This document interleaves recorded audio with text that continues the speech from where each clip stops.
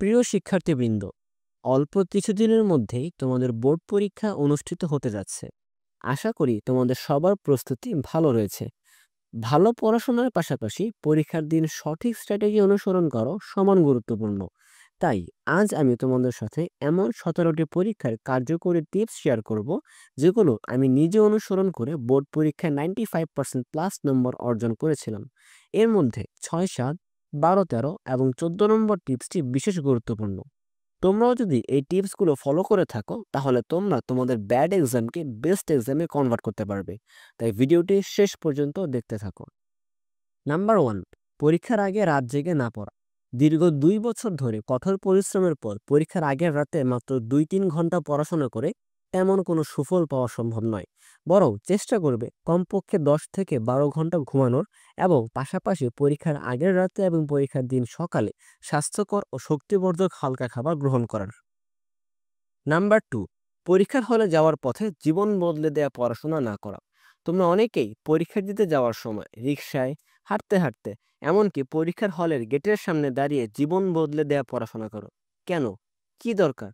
এটি অপ্রয়োজনীয় এবং তোমাকে একটি মানসিক চাপে ফেলে দিতে পারে।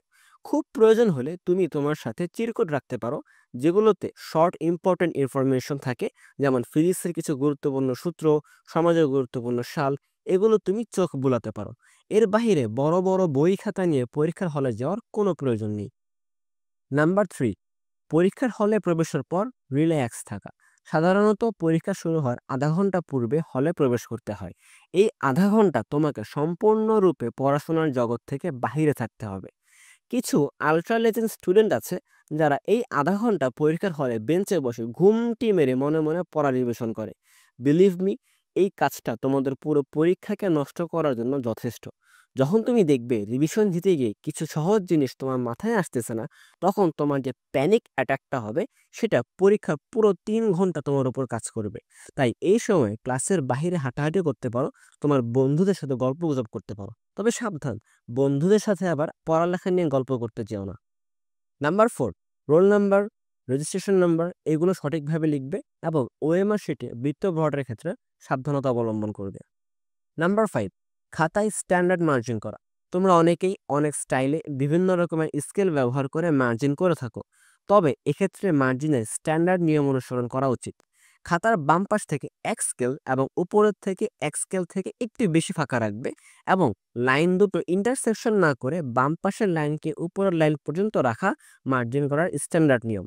এতে খাতার উপস্থাপনা সুন্দর দেখায় এবং পরীক্ষক খাতা মূল্যায়নের সময় ইতিবাচক ধারণা পান। নাম্বার 6, প্রশ্ন হাতে পাবার পর সম্পূর্ণ প্রশ্নের অ্যানালাইসিস করবে। কোন প্রশ্নগুলো তোমার পছন্দের অধ্যায়গুলো থেকে এসেছে, কোন প্রশ্নের ম্যাথগুলো একটু বড়, কোন প্রশ্নগুলোতে চিত্র রাখতে হবে, এগুলো আইডেন্টিফাই করবে। তবে খেয়াল রাখতে হবে এর জন্য যাতে 3 থেকে 4 মিনিটের বেশি সময় নষ্ট না হয়। নাম্বার 7, প্রশ্ন নির্বাচন। এটি খুবই গুরুত্বপূর্ণ একটি বিষয়।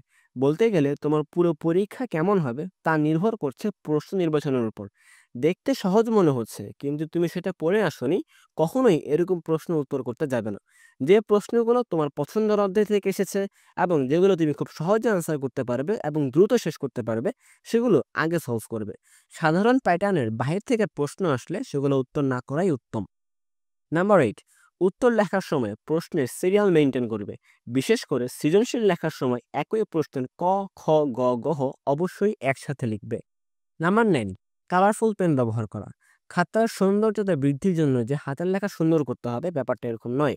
তোমার লেখার ডেকোরেশন, ওরিয়েন্টেশন এগুলোর উপর তোমার খাতার সৌন্দর্যতা নির্ভর করে।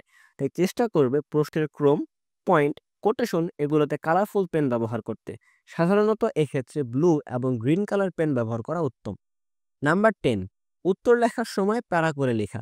এতে তোমার লিখতে সুবিধা হবে এবং খাতাও দেখতে সুন্দর লাগবে। নাম্বার 11, যথাসম্ভব চেষ্টা করবে কাটাছেঁড়া না করার। হাতের লেখা সুন্দর থেকে একটি পরিষ্কার লেখার গুরুত্ব অনেক বেশি। যদিও কোনো কারণে কাটার প্রয়োজন হয়, তাহলে হিজিবিজিভাবে না কেটে একটি দাগ দিয়ে কেটে দিবে। নাম্বার 12, তুমি এমন একটি প্রশ্নের উত্তর করছো যেখানে চিত্র, গ্রাফ, ডায়াগ্রাম এগুলো কিছুই আঁকতে বলেনি, কিন্তু তারপরও ওই প্রশ্নের উত্তরে যদি এগুলো অ্যাড করার সুযোগ থাকে এবং তোমার কাছে পর্যাপ্ত পরিমাণ সময় থাকে, তাহলে এগুলো অ্যাড করে দিবে, যা তোমার খাতাকে অন্যদের তুলনায় আলাদা করে তুলবে এবং এটা টিচারের খাতা দেখার সময় ইতিবাচক প্রভাব ফেলবে। তবে আবারও বলছি, এটার জন্য যাতে অতিরিক্ত সময় নষ্ট না হয়। নাম্বার 13, ম্যাথ করার সময় শর্টকাট টেকনিক ইউজ না করা। তোমরা হয়তো বিভিন্ন কোচিং সেন্টার অথবা তোমার হোম টিউটর কিংবা অন্য কোনোভাবে অনেক কঠিন ম্যাথ খুব সহজে শর্টকাটে করার টেকনিক শিখেছো, কিন্তু পরীক্ষার হলে শর্টকাট টেকনিক ব্যবহার থেকে বিরত থাকার চেষ্টা করবে। কারণ যে টিচার তোমার খাতা দেখবে সে হয়তো বইয়ের নিয়ম ছাড়া অন্য নিয়মের ব্যাপারে নাও জানতে পারে। তাই এই ব্যাপারে সাবধানতা অবলম্বন করতে হবে।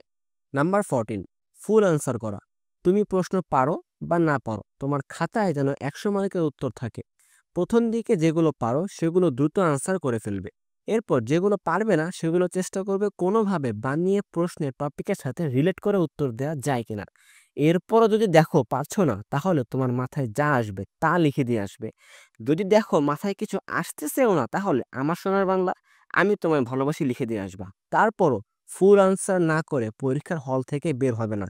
কারণ তুমি যদি আনসার করে আসো, তাহলে সেখান থেকে 1 বা 2 নাম্বার পেলেও পেয়ে যেতে পারো। কিন্তু তুমি যদি আনসারই না করো, তাহলে এই সুযোগটাও আর থাকছে না। তাই চেষ্টা করবে 100-তে 100 সলভ করে আসার। নাম্বার 15, রিভিশনের জন্য হাতে সময় রাখা। এটা খুবই গুরুত্বপূর্ণ একটা পয়েন্ট। আমরা অনেকে রিভিশনকে গুরুত্ব দেই না, কিন্তু মাঝে মাঝে আমাদের দ্বারা খুব ছোটখাটো কিছু ভুল হয়ে যায়, যেগুলোর কারণে খুব বড় অঙ্কের নাম্বার কাটা যায়। একবার রিভিশন দিলে এরকমটা হওয়ার আর সুযোগ থাকে না।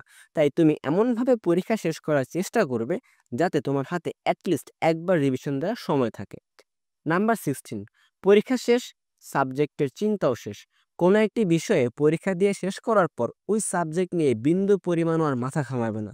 বেশিরভাগ স্টুডেন্ট পরীক্ষা দেওয়ার পর একে অপরের সাথে উত্তর মেলানোর চেষ্টা করে, যেটা খুব বড় একটা ভুল। তুমি যদি উত্তর মিলাও, এতে পরীক্ষায় তোমার 1 নাম্বার বাড়বেও না, কমবেও না।